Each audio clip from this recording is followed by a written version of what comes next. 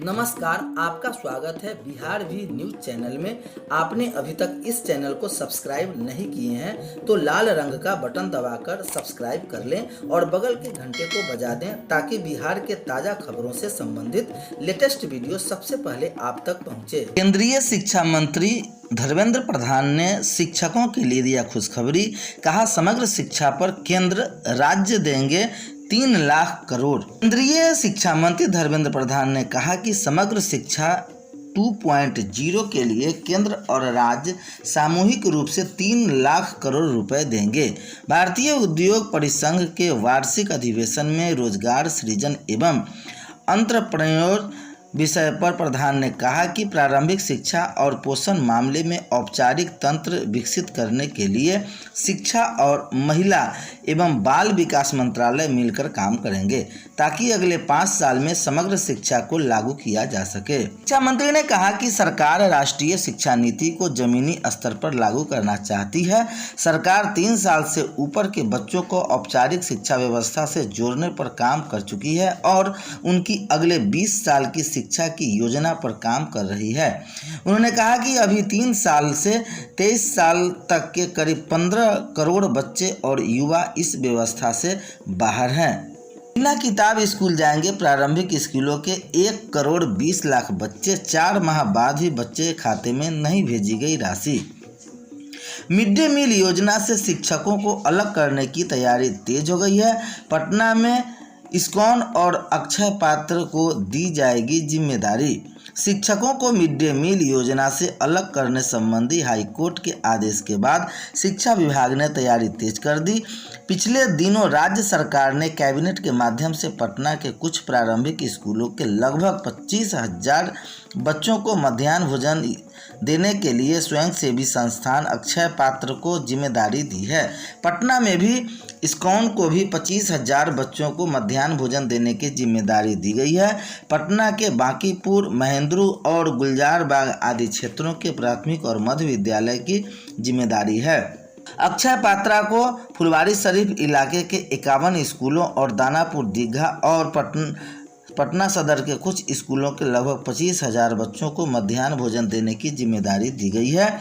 पिछले लगभग 1.5 साल से कोरोना के कारण स्कूल बंद रहने से बच्चों को MDM की राशि उनके खाते में दी जा रही है। शिक्षा अधिकारी के अनुसार अक्षय पात्र को किचन के लिए दानापुर में जगह दी गई है। किचन बनाने में 6 माह से अधिक समय लगेगा। लगभग जिलों में कुछ जगहों पर जीविका दीदी समूह तो कुछ जिलों में अन्य NGO को MDM की जिम्मेदारी दी गई थी।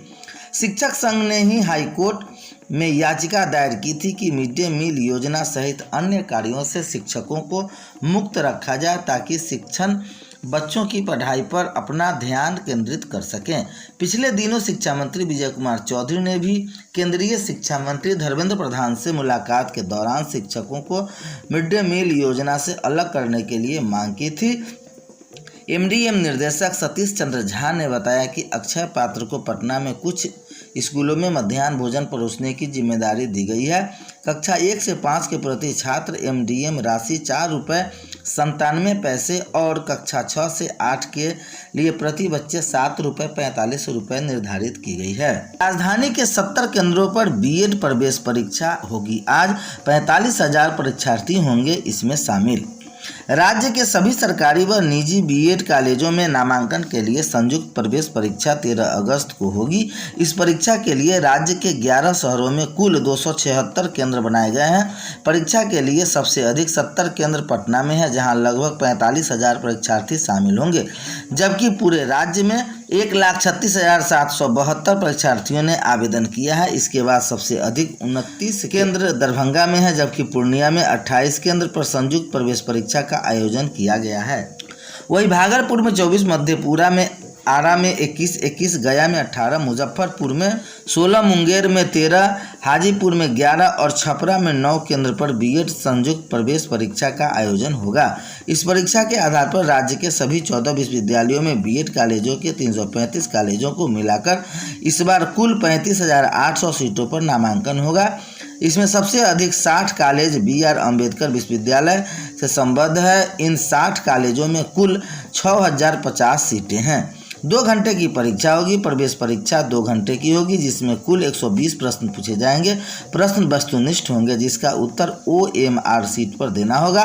निगेटिव मार्किंग नहीं होगी। सभी कैटेगरी के अभ्यर्थियों के लिए उत्तीर्ण होने के लिए न्यूनतम अंक का निर्धारित किया गया है। General knowledge, English comprehension BEd 15 प्रश्न 15 अंक। जनरल संस्कृत कॉम्प्रिहेंशन शिक्षा शास्त्री 15 प्रश्न 15 अंक। सामान्य हिंदी 15 प्रश्न 15 अंक। लॉजिक एंड एनालिटिक रीजनिंग 25 प्रश्न 25 अंक। जनरल एवरेज 40 प्रश्न 40 अंक। Teacher learning environment in school 25 प्रश्न 25 अंक। बीएड परीक्षार्थियों का जल जमाव में केंद्र तक पहुंचाई चुनौती।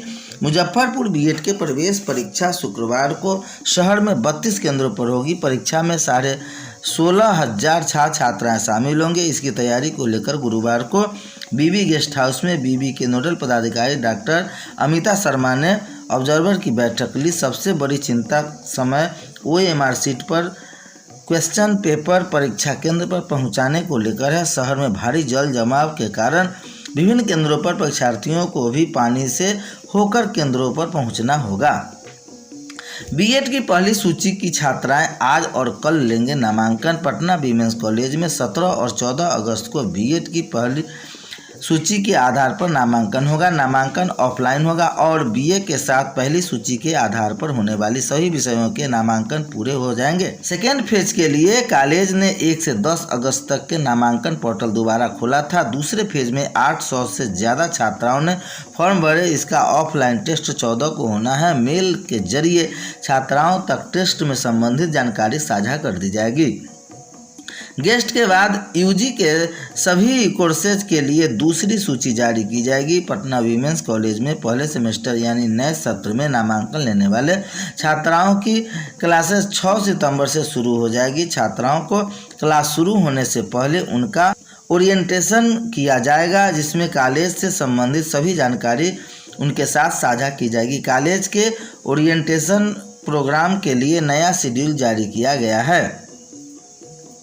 छात्राओं को ओरिएंटेशन प्रोग्राम में उपस्थित होना अनिवार्य होगा। कॉलेज ने कहा कि छात्राओं को मेल पर भी ओरिएंटेशन पर क्लासेज की सूचना दी जाएगी। छात्रों का थर्ड सेमेस्टर के लिए नामांकन प्रक्रिया शुरू हो गई है।